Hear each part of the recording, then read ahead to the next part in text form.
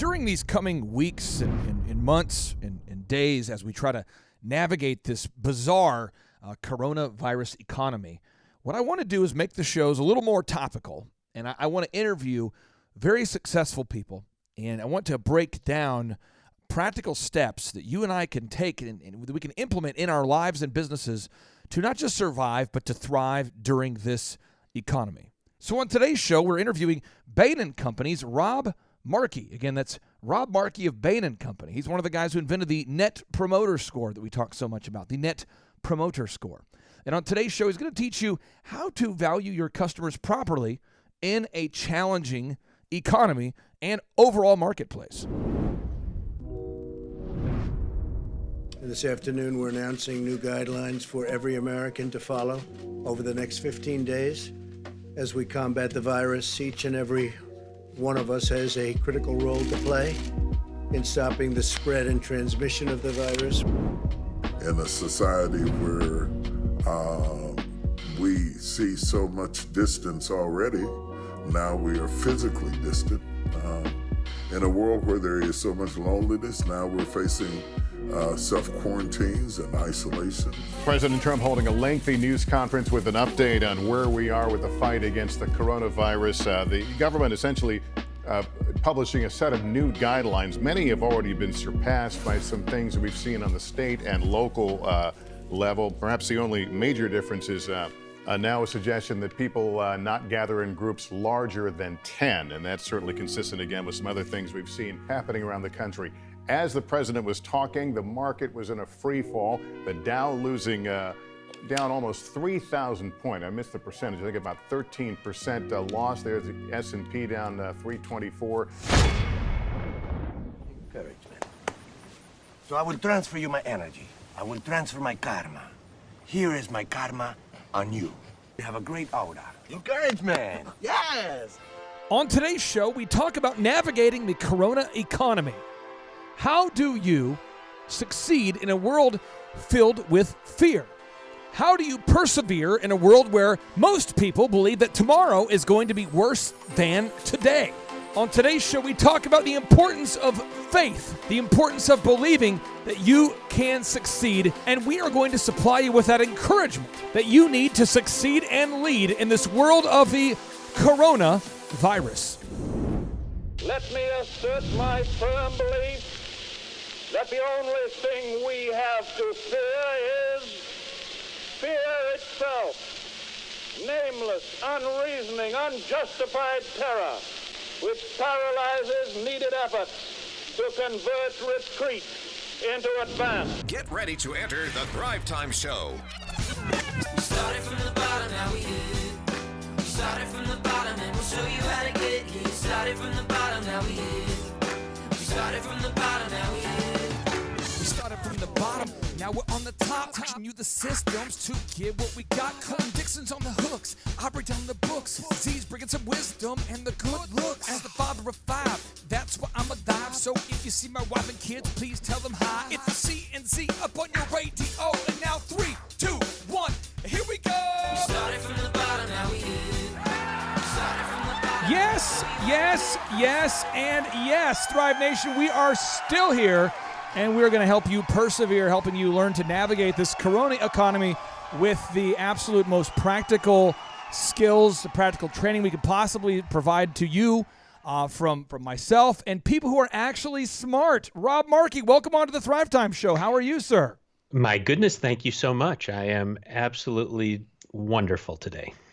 Rob, you have been on the planet, looking at you right now on Skype. It looks like you've been on the planet for about 22 years. So you've seen some things. How long have you been on the planet? Just so the listeners have some context. For you have a young voice, how long have you been on the planet? Well, let's just say it's well over a half century. Well over a half century, okay. And I'll just take the listeners through memory lane for me. I remember people at my church saying that Y2K was it. Like, it's done. We got to get ready. We're having one last party. I remember that was a real thing that happened. I remember the West Nile scare. I remember that. The West Nile, the mosquito. Oh, yeah. I remember that. And the symptoms, they had no or mild symptoms, but it could be the disease was passed by the mosquito. I remember and the September 11th attacks that so unfortunately killed 2,977 victims and their families is terrible. I remember anthrax that followed, the scare. Everyone wouldn't open their mail for a while. I remember 2010 H1N1, where we actually had as a country, according to the CDC, I have the stats right here, we had 43.3 million people confirmed that were affected by the H1N1. Some estimates said as high as 89.3 million, dizzying stats, and 34 people died a day of the swine flu. But we didn't have a smartphone then.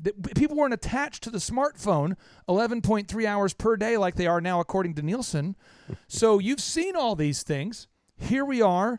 You are very much in the game of business. When you look at it from the texture of those events and all the things you've lived through and seen, what is your first reaction right now to this Corona economy? What how are you reacting to it? What are your thoughts about it? Well, it's interesting. There's a part of me that, like everybody else, is a little bit frightened, but there's another part of me that is very much experiencing a little deja vu. If you've been around as long as you and I have, you know that the world is a challenging place. There are moments when things look quite dire and frightening. And ultimately, we're a resilient species and a resilient economy and a resilient community.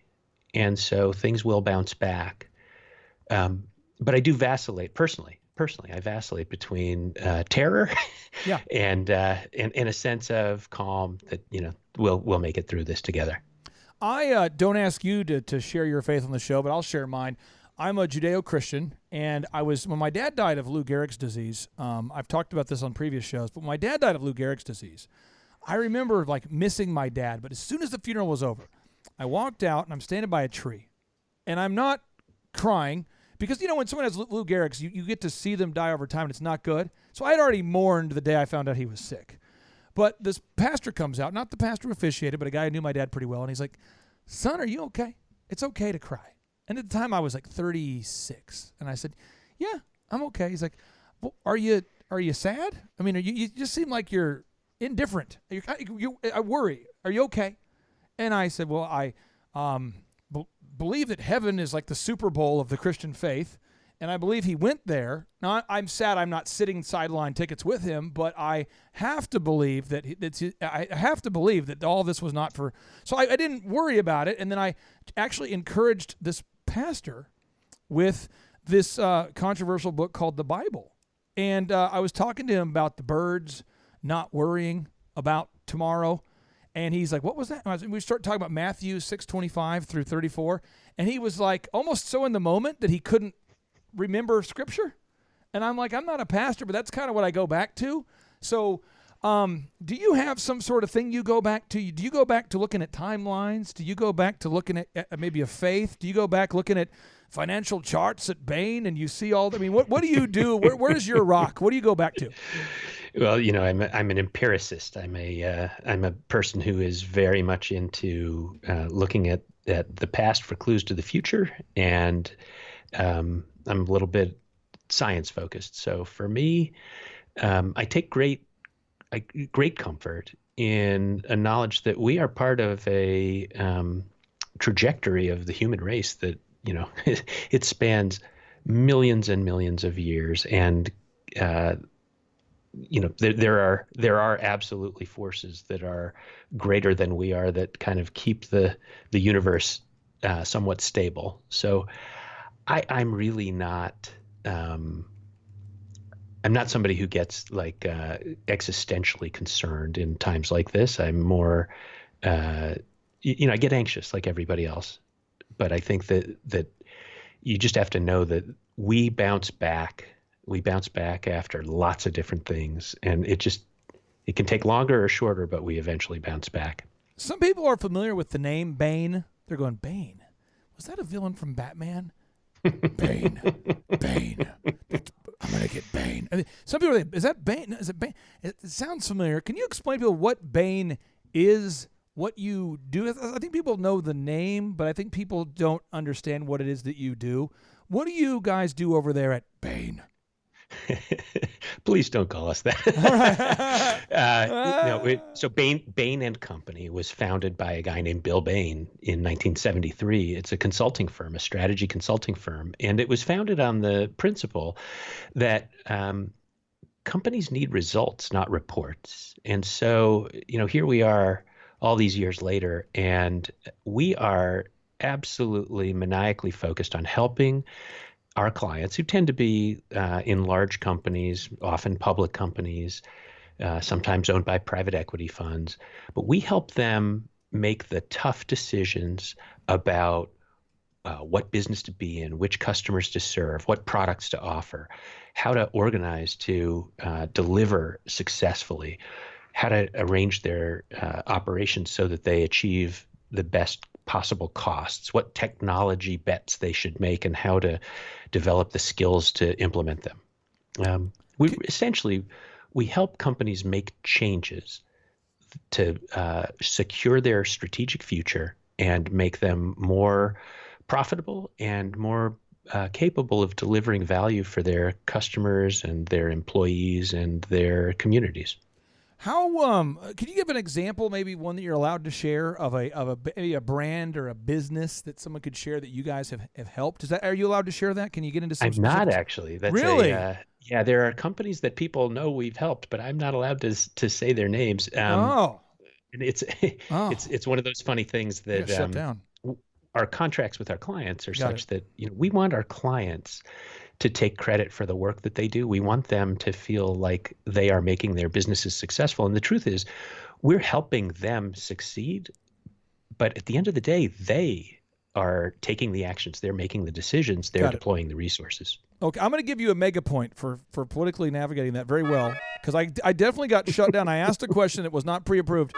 I got shut down, but I felt good. Somehow I felt good about getting shut down. I'm going to give you some cheers, too. That was impressive. Okay, so we continue. So now we've got this concept of valuing our customers. And I have a true story I want to share with the listeners that just happened today that I was so proud of my client. With the coronavirus, it's limited the seating capacity in their city. There's only a certain number of seats they can have in their facility, and they serve food. So they called me and said, what should I do? And much like you, I want my clients to take credit for it, but I can't, in this particular case, I can't mention their name because we haven't had that conversation yet. But they were tears on the phone. What should I do? I said, call every person who has bought food from you, and the 9 of you who are allowed to work, because you can't have more than 10 people in the workplace at this particular place, call everybody and say, we're just checking on you. Do you need fresh, healthy food to be delivered? Just call them all. Call them all. And just say, do you need it? We just want to tell you we appreciate you, and do you need anything? Not a hard pitch, but we appreciate you. How are you? But do you need anything? And it's not a fast call. If the call takes shorter than 10 minutes, there's a problem with your method. We're just going to call. And she calls me back, and she says, everyone's answering the phone. And I go, what? She says, everyone's home. And she says, well, it so happens they're home. Right. But this is a strategy that did not work 10 days ago for them. They had done it in the past. Work a week ago. Now it's working. And she said, people are so appreciative. She said, I talked to one lady, elderly lady, who doesn't have any family left, and she's at her home by herself, and I'm the first person she's talked to in what appears to be 4 or 5 days. Yeah. And we talked for a half hour, and she said, well, honey, do I need to buy something? What do I? She said, no, but there wasn't even a sales call. But she said she felt good. So can you share with us maybe valuing our customers, and maybe in this Corona economy, maybe where we are, maybe valuing our customers for the small business owners out there? What's the best way to properly value our customers? Well, Clay, first of all, I want to commend you on the advice that you gave to your restaurant friend, because it's a really, that if it was executed the way you're describing, that is a very genuine expression of care, empathy, and interest and support of a customer. It so happens that, and in a good way, it's built on the restaurant delivering value that it is uniquely positioned to deliver, and therefore reinforcing the value in the relationship between the customer and the restaurant. And I think that's a brilliant illustration of the nature of things that any business owner ought to be doing in a time like this, if they can afford to do it. I actually think in a situation like we're finding ourselves in now, and as you know, today we're recording this at kind of the very beginning of what may be a multi-week period when lots of business activity in the U.S. will just come to a grinding halt. Yep. And people are kind of stuck at home. There are probably 4 categories of action that you need to think about as a business owner. Got it. The first is things that are urgent. And there are urgent actions that are required for the business to survive. In some cases, there's literally, cash crunches that are happening right now. There are urgent actions required to stabilize the situation, and there are urgent actions required to reassure customers, employees, other stakeholders. Those have to be done right away. There's a second category that are important actions, maybe not as urgent, but they follow right along. These are things that where you're anticipating customer, employee, and other business needs today so that you can get out ahead of this thing instead of playing catch up. Do you call that proactive? We have the urgent column. Is this the proactive? I'm a grammar Nazi. I don't like the word proactive, but yes. Okay, what would you like to call it? So no, it's active. It's I call them important active actions. Okay. Yeah, anticipatory actions. I have a very I took algebra 3 times. The Lord has helped me to somehow be successful on this planet just through sheer tenacity that makes up for a lack of talent and skill. But I want to make sure the listeners get this because you're a smart guy. The urgent thing, I'm just trying to give examples, and you tell me if I'm wrong here. Today, one of my companies, we're a men's grooming salon, and we're membership based, so it's kind of like a country club. Mm-hmm. So we don't fall into the guidelines of public because you can't just come in; it's membership based. But we still can only have 10 people total in the location. So I got off the phone with a friend of mine who's very well connected all the way to the White House. I said, "What's the move?" And he says, "Can't have more than 10 people, buddy." So I feathered out my staff, kind of like groups of 6. So 6 of you, 4 customers. There'll be 6 of you and 4 customers. And now we're working on Sundays, and the hours are extended. We're going to be opened up early. Get used to it. And then I did the same thing to my search engine team. I said, guys, there's 47 of you people. I need 10 of you over here in this building, 10 over here. And we're doing those. Would that be urgent? Is that an urgent thing? Am I getting that correct? Yeah, I mean, for the business to survive, for you to maintain relationships with your employees and your customers, there are things you have to do today that can't be avoided. So if you want to keep the lights on, you're going to have to find ways in an environment where you can't gather in groups of greater than 10 to distribute your workforce. You're going to have to find ways to provide value to customers in this environment. And otherwise, your business is at risk of failure, of bankruptcy. So that's urgent. That's the definition of urgent. Do you like historical movies? Do you like movies that are based on history? No, I love historical movies.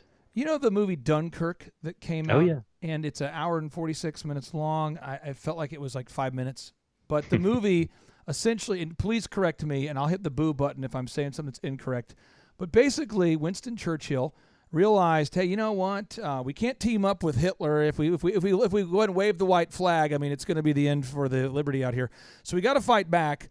Meanwhile, we've got our guys on the beach, and these guys are on the beach, and all of our guys are backed in. And the only way we can save the people is to deploy our civilian navy and to demand by decree, we have to, executive order, I'm telling you, you have to do this.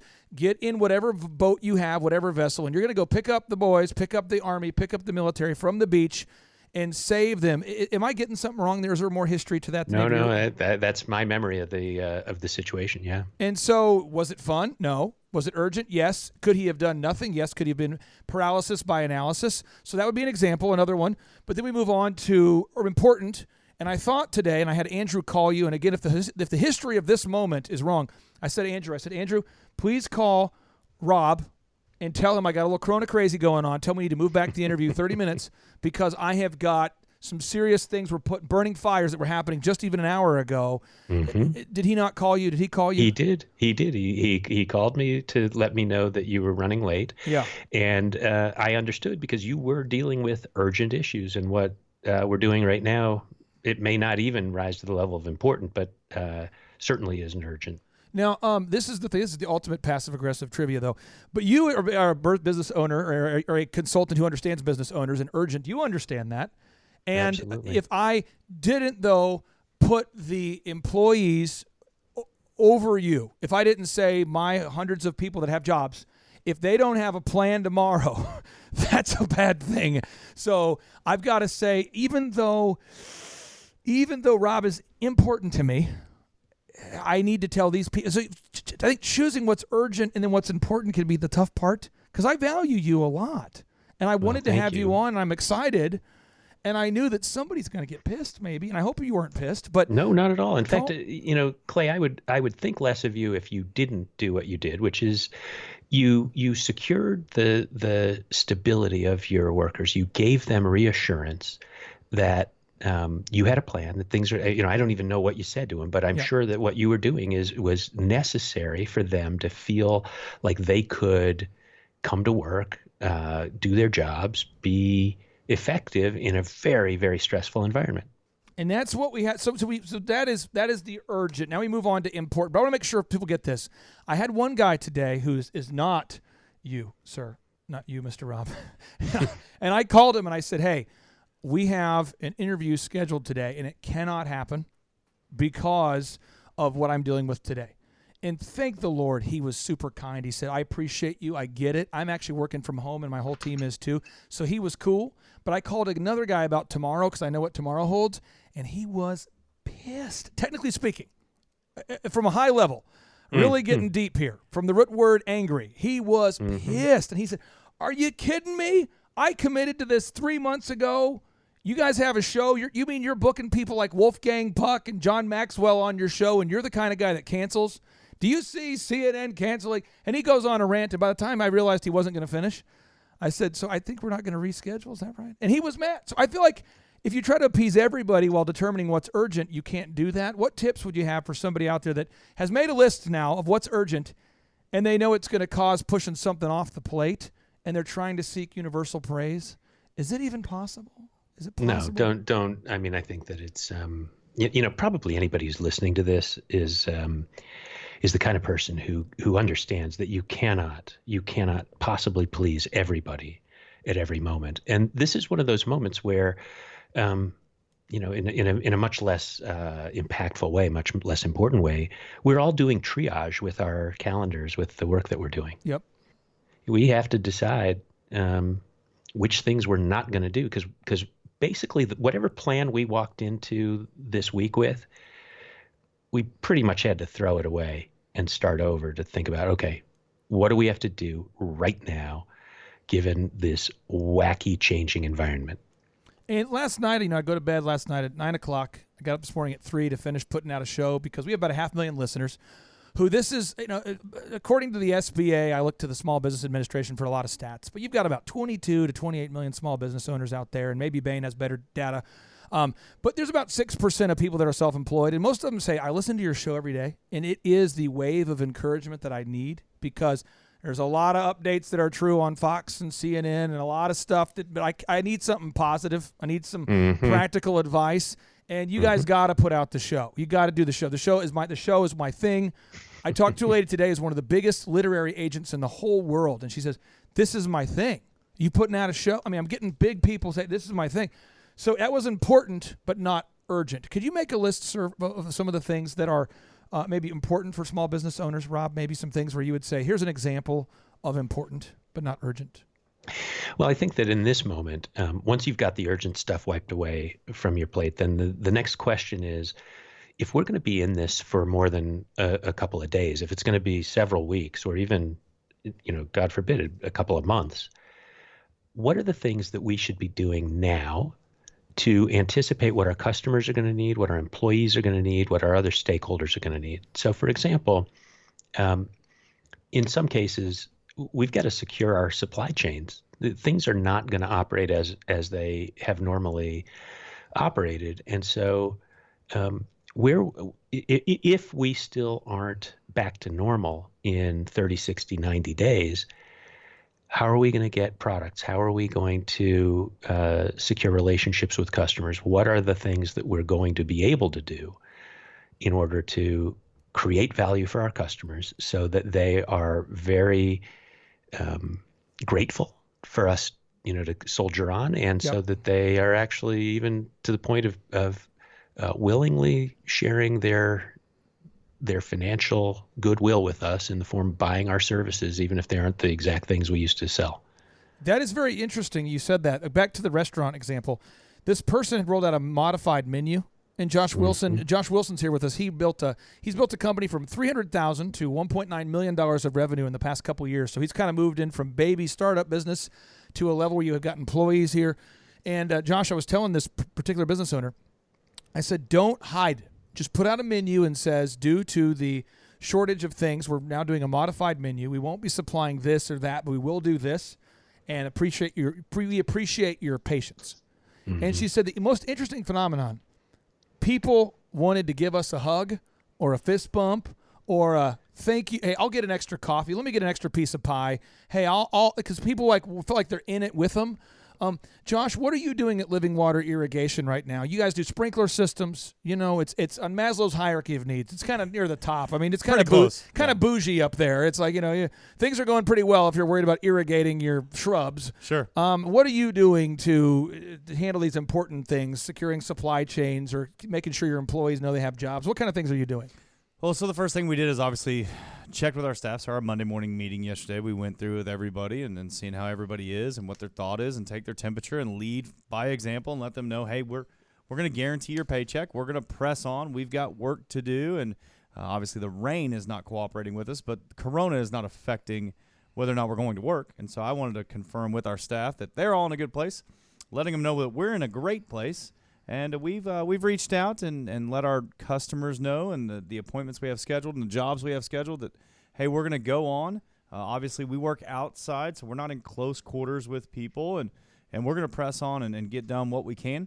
We want to be empathetic and be conscious of other people's feelings and other people's thoughts. You're mentioning these controversial words, feelings. Yes, sir. And whenever you say feelings, for a lot of entrepreneurs, they're like, feelings? Yes, We're sir. entrepreneurs. There's no crying in baseball. There's no crying in business. But yet we have businesses are people. Rob, I find that faith and fear sometimes try to crowd each other out. Talk about the feelings. What should leaders be saying today or tomorrow morning in their staff meeting when they're, a lot of our listeners listen to this show about 6 a.m. before they see people. So what should they be saying to the staff of 9 people because they can't gather in groups of 10 anymore? Seriously, I'm having like 5 meetings of 9. I mean, what should they be saying? Looking at the people. The people are making that face like, what's mom and dad going to do? You know what I mean? It's like my kids, I have 5 kids. They look at me sometimes and they'll say, Dad, the flight got delayed. What are we going to do? And I always do, my first thing, I start with a good lie.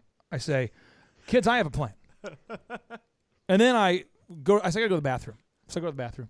In the bathroom, I'm thinking, I don't have a plan. I got nothing. But then I come back and I'm like, okay, guys, here's the plan. But I don't freak out in front of the kids if we don't have a plan. This has happened before. What should we be doing? Walk us through, Rob. What are your moves? What should we do right now? Well, I think one of the things that a guy like Josh is probably wrestling with when he's talking to his employees is exactly that tension between the known and the unknown, and the credibility that comes from acknowledging that we don't know what the future is going to bring, but the reassurance that comes from saying, yeah, but it's going to be okay. I can tell you it's going to be okay. And I think that one of the traps that people need to avoid is the temptation to overstate their confidence or overstate the certainty of their plan. I don't want to make a political comment here, but That's fair. We have seen leaders express such overconfidence in the last week or two that they lost credibility.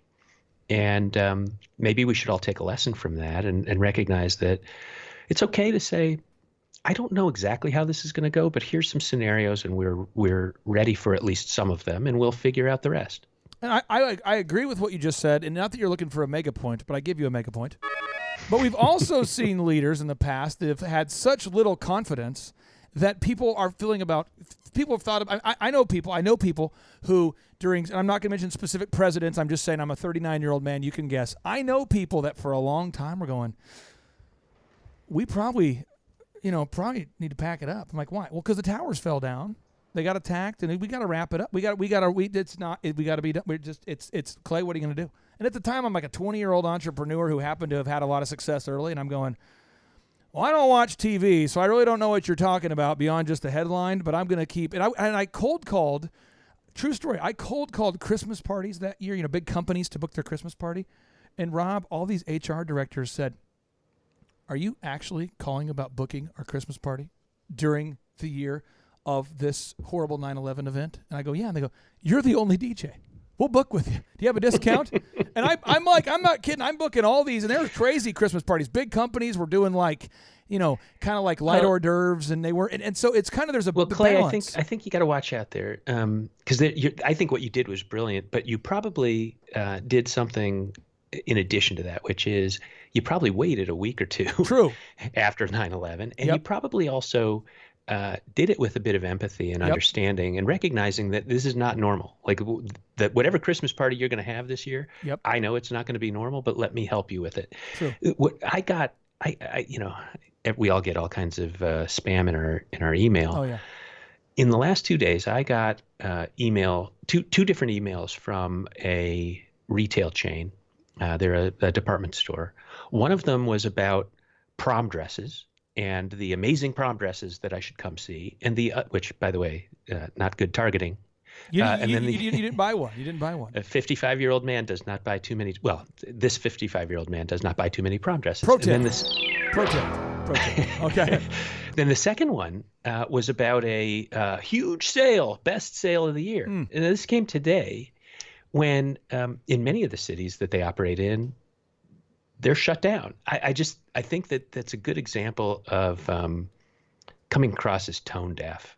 And there are other examples of organizations that have reached out in the last day or two, saying things about how they're going to stay open, or they're doing things to be supportive of their customers. Many of those are good. Some of them come across as opportunistic and, frankly, self-serving.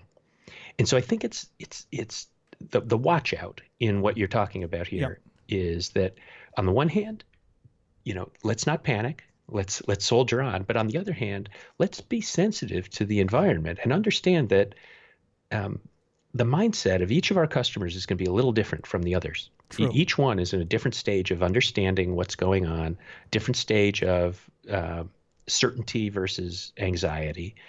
And our job here as people serving these customers is to sense what they need, to give them an opportunity to express what they're feeling and to react to that, respond on their level. How long have you been married, or are you married? Are you a married guy? Are you a single guy? What's your dating status? Some people are impressed by the wisdom. Are you a single You really want to go there? I do. Just real quick. Are you a married guy, a single guy? I was a married guy, okay. And I'm now in a committed relationship. Okay, so we'll go there just to make it super awkward.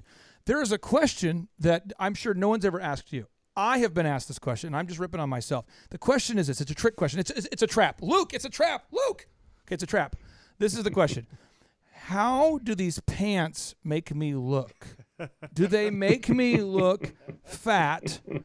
And you have a fork in the road, and it's a triple fork, and all of them could potentially lead to the bottom. But there's fork number one that says, you say, no, they make you look great. And then they, upon further review, think that they didn't look great, and now you weren't even paying attention. The second is you come in and say, oh yeah, those things don't make you look good. Shunda. You should not be wearing those things. Look out. And then there's the middle where you say, I don't know, what do you think? I have found in times of need like this, sometimes calling the customers and asking them, what do you think, is the safe route. You know what I mean? Communicating, but saying, how are you? How can we serve you? Instead of saying, 'cause otherwise it's too soon. But like for this restaurant, people are literally encouraged to stay home and order food right now. So they didn't even know they delivered. So it was kind of too soon. But the way they did it was with the nuance of saying, hey, we're just here to let you know we're here to serve you, not a hard pitch. What do you think we could do to serve you? But it wasn't a rush, if that makes sense. An expression of genuine concern is a highly valuable thing at any time, honestly, but especially in a time like this. I think what you left one option off the table, by the way, in your pants example, which is squirrel. Oh yeah, that's a great one. I didn't think about that one. Thrive Nation, let me boo myself. I'm booing myself. How could I have not? Oh, God, that was I don't know why. That's a pro tip. But there is an alternative, by the way, because you can come across as a little disingenuous if you're just calling somebody up who clearly is a customer of yours and saying, "Hey, what can we do to serve you?" You might also think about asking things like, how are you? What are you feeling right now? Are there not only is there anything we can do for you, but is there anything that we should be doing so that you can get through this? Like make it about them as much as possible, and even small, subtle things like that can make a difference. Josh, you had a hot take. I do, Rob. So, not to be insensitive or to get off on changing the tone or ever. Our listeners kind of like it when we do that, by the way. Right. So we say the things that they want to say, but they can't say. So I know there's somebody out there listening right now, Rob, who's going, okay, well, I want to take some action. I want to do something. I want to make sure I stay busy, and I don't want to come off as disingenuous. I don't want to come off as I don't care, but I also have staff and overhead and bills and insurance, and I've got a lot of things that I still have to pay.